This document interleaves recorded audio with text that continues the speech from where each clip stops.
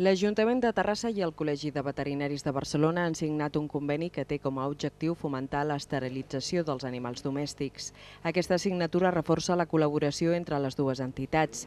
De fet, el 2006 ja es va arribar a un acord per aconseguir que els animals domèstics portessin el microxip, subvencionant el 25% de l'operació.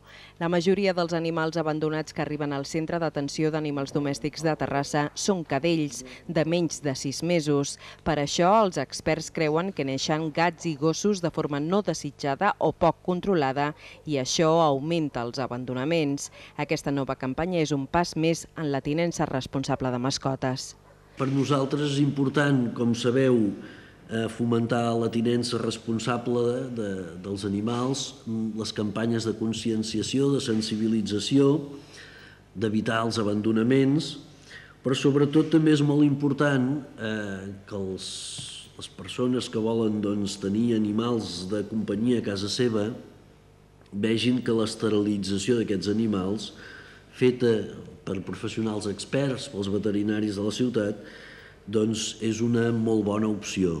Encara que es castri un animal, l'animal no li passa res, es fa un acte quirúrgic, que és el que he entès que vostès subvencionen, i d'aquesta manera no han de patir. Les esterilitzacions poden anar des dels 339 euros d'una gossa de gran tamany als 81 d'un gat.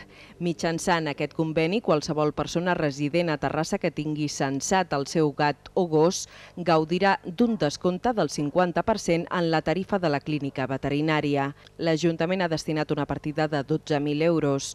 Quan aquesta bossa s'esgoti, es podrà renovar l'acord.